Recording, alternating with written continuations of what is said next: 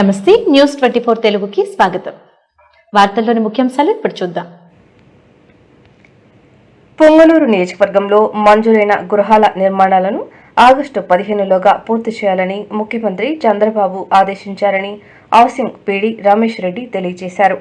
నియోజకవర్గానికి 1442 గృహాలు మంజూరు అయ్యాయని, ప్రధానమంత్రి ఆవాస్ యోజన కింద 4336 మంది అర్హులను గుర్తించి నమోదు చేసినట్లు వెల్లడించారు.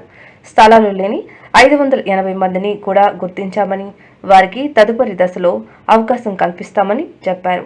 గృహాలు మంజూరైన లబ్ధిదారులు నిర్మాణ పనులను వేగవంతం చేసి త్వరగా పూర్తి చేసుకోవాలని కోరారు. ఈ సమావేశంలో హౌసింగ్ డిఈ దీనదయాల్ రాజు, ఏఈలు, సిబ్బంది పాల్గొన్నారు. ఇస్తున్నారంటే కూడా అది బేస్మెంట్ ఆ రోజు మొదలు పెట్టినారు. శాంక్షన్ ప్రక్రియ అంతా జరిగి శాంక్షన్ రావడానికి దాదాపు ఏడాది పట్టింది. కాబట్టి వాళ్ళ ఇళ్లలో ఎవరైనా వాళ్ళకి అవసరం ఉండో, పెళ్లిళ్ళు ఉండో, తొందరపడి కట్టేసుకుని ఉంటే కూడా వాళ్ళకి బిల్లులు చేయడం జరుగుతుంది. అలాగని కట్టేసిన బిల్లులు మాత్రం ఎట్టి పరిస్థితుల్లో ఇవ్వడం జరగదు. ఇది కేవలం పట్టణ ప్రాంతం, అంటే మన పొంగనూరు మున్సిపల్ పరిధిలో ఎవరికైతే సొంత జాగా కలిగి దానికి సొంతంగా వాళ్ళకు డాక్యుమెంట్ ఉందో వాళ్లకు మాత్రమే ఇల్లు మంజూరు చేయడం జరుగుతుంది.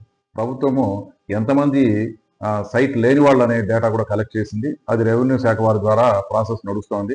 వాళ్ళకందరికీ ఇల్లు మంజూరు అవ్వడానికి ఎంత ల్యాండ్ అవసరమో land procurement, demarcation, allotment of plots అనేది అది ప్రభుత్వం స్థాయిలో జరిగే డిస్కషన్ కాబట్టి అది వాళ్ళు అక్కడ నిర్ణయం అక్కడ తీసుకోవడం జరుగుతుంది. సో ప్రస్తుతానికి అర్బన్ ప్రాంతంలో జాగాలు ఉన్న వాళ్ళకి ఇల్లు ఇవ్వడం జరుగుతోంది. రూరల్ ప్రాంతంలో మనం ఏదైతే 4339 మందికి ప్రపోజ్ చేసినామో వాళ్ళకి సంబంధించి మంజూరు చేసే ప్రక్రియ కూడా వేగంగా కేంద్ర ప్రభుత్వం ఆధ్వర్యంలో నడుస్తోంది. ఫర్దర్ ఎవరైనా మిగిలిపోయింటే కూడా నెక్స్ట్ టైం ప్రభుత్వం మళ్ళీ ఆవాస్ యాప్ మనకు అవకాశం ఇస్తే తప్ప ఎవరిని మనం కొద్దిగా ఎక్కడ కూడా యాడ్ చేసే అవకాశం లేదు. ఎవరినైనా అది మండల స్థాయిలో కానీ, బ్లాక్ లెవెల్లో కానీ, డిస్ట్రిక్ట్ లెవెల్లో కానీ ఎక్కడైనా ఇనెలిజిబుల్ చేసి ఉన్నా కూడా వాళ్ళు డిస్ట్రిక్ట్ లెవెల్లో పీడీ గారి దగ్గర వచ్చి క్లెయిమ్ చేసుకుంటే మేము అర్హులమో, మమ్మల్ని అనవసరంగా ఇనెలిజిబుల్ చేసినారు అనుకుంటే మనం గ్రామ సభ జరిగేటప్పుడు గ్రామ సభ కూడా అతి త్వరలో ఇదంతా కూడా ప్రాసెస్ కంప్లీట్ అవ్వగానే షెడ్యూల్ ఇచ్చేస్తాము.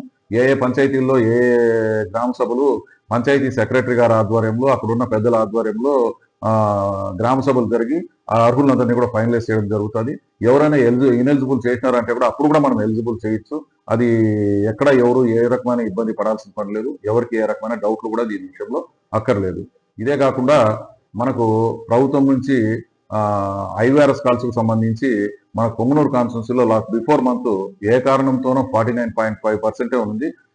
స్టాఫ్ అందరినీ పిలిపించి ఇక్కడ రివ్యూ చేసి అంతా చేస్తే రాష్ట్రంలోనే సెకండ్ బెస్ట్ కాన్స్టిట్యున్సీగా for the month of May Punganur constituency 91% పాజిటివిటీకి వెళ్ళడం జరిగింది.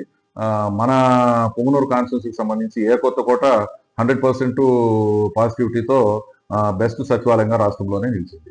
సో అందరినీ కూడా లబ్ధిదారులకు ఎవరెవరికైతే బిల్స్ పెడుతున్నామో వాళ్ళను ఆర్టీజీఎస్ నుంచి ముఖ్యమంత్రి గారి కార్యాలయం నుంచి కాల్స్ వచ్చే లోపలే అసలు సమస్య ఏమైనా ఉందా, వాళ్ళ మొబైల్ నెంబర్లు కరెక్ట్గా ఉన్నాయా లేదా, సమస్య ఏదైనా వచ్చి హౌసింగ్ అధికారులు ఏదైనా ఇబ్బంది పెడుతున్నారా, లేదు సచివాలయం సిబ్బంది అందుబాటులో ఉన్నారా లేదా, మీకు బిల్లు పెట్టినట్టు మీకు తెలియజేసినారా, ఈ విషయాలన్నీ కూడా వాళ్ళతో ఎప్పటికప్పుడు మనం మాట్లాడడం జరుగుతూ ఉంది. అందరినీ కూడా మండల్ లెవెల్లో కూడా కమాండ్ కంట్రోల్స్ ఎస్టాబ్లిష్ చేసి మండల్ లెవెల్ నుంచి, సబ్ డివిజన్ లెవెల్ నుంచి డిఈ గారు, వాళ్ళ ఆఫీస్ సిబ్బంది, జిల్లా కార్యాలయం నుంచి స్టాఫ్ను కూడా అలాట్ చేసి నేను వ్యక్తిగతంగా ర్యాండమ్గా ఈ 90 కాల్స్ వస్తే